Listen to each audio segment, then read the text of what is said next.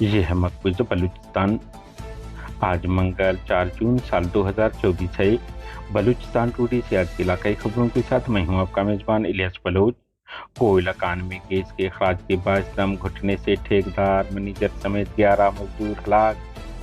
ڈیرہ بگٹی سے ایک شخص پاکستانی فوج کے ہاتھوں لاپتہ، جبکہ گوادر سے لاپتہ شخص بازیاب ہوا۔ کہ بلیدہ زامران سے لانگ مارچ کر کے تربت پہنچنے والے لاپتہ افراد کے لواحقین کا دھرنا دوسرے دن بھی جاری رہا۔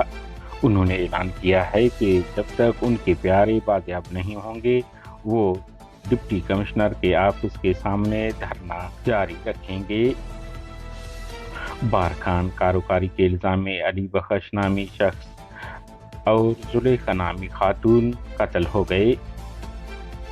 کوئٹہ کے سفتان پھلدار فائرنگ حادثات، 3 افراد ہلاک، قتل کے شبے میں 3 ملزم گرفتار۔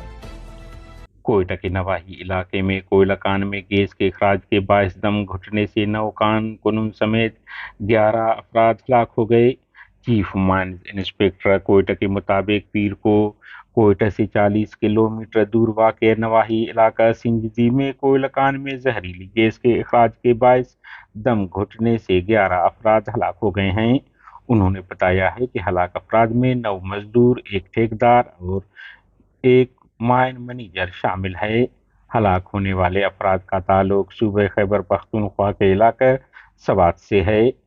بلوچستان ضلع ڈیرہ بگٹی کے تحصیل سوئی پاکستانی فوج نے سیوا ولد فضل محمد نامی شخص کو حراست میں لے کر جبری لاپتہ کر دیا ہے، جس کے بعد نوجوان کے بارے ان کے اہلخانہ کو کسی قسم کی معلومات نہیں دے پا رہے ہیں۔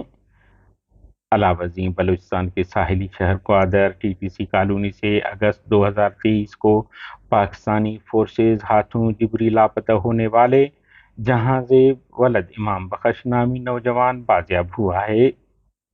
کیج کے محلہ کونش کلات میں نامعلوم مسلح افراد نے فائرنگ کر کے سلطان ولد محمد امین سکنہ تم ملک آباد نامی شخص کو قتل کر دیا، تاہم قتل کے وجوہات معلوم نہیں ہو سکے ہیں۔ کوئٹہ سے ایک ماہ قبل لاپتہ ہونے والے ٹرانسپورٹر عبدالمحمد ادوزئی کی نعش گلستان سے برآمد۔ قتل کرنے کے بعد پرانے کنویں میں ان کی نعش پھینکی گئی تھی۔ لیویز مزید تفتیش کر رہی ہے۔ نعش کو لواحقین کے حوالے کر دیا گیا ہے۔ لواحقین کے مطابق عبدالمحمد ایک ماہ قبل کوئٹہ کراچی روڈ سے لاپتہ ہوا تھا۔ چاگی تفتان میں روڈ حادثہ، ایک شخص ہلاک، ایک زخمی ہو گیا۔ ہسپتال ذرائع کے مطابق تفتان میں قدرت اللہ نامی شخص جان بحق، جبکہ اس کے ساتھی سوار دوست شدید زخمی ہو گیا۔ زخمی کو مقامی ہسپتال منتقل کر دیا گیا۔ تربت میں 2 دن قبل ضلع خضر کے رہائشی نوجوان وزیر احمد ولد غلام مصطفیٰ زہری کے قتل کے شبے میں پولیس نے 3 ملزمان کو گرفتار کر لیا ہے۔ پولیس کا کہنا ہے کہ ملزمان نے اعتراف جرم کیا ہے کہ انہوں نے زہر دے کر نوجوان کو قتل کیا ہے۔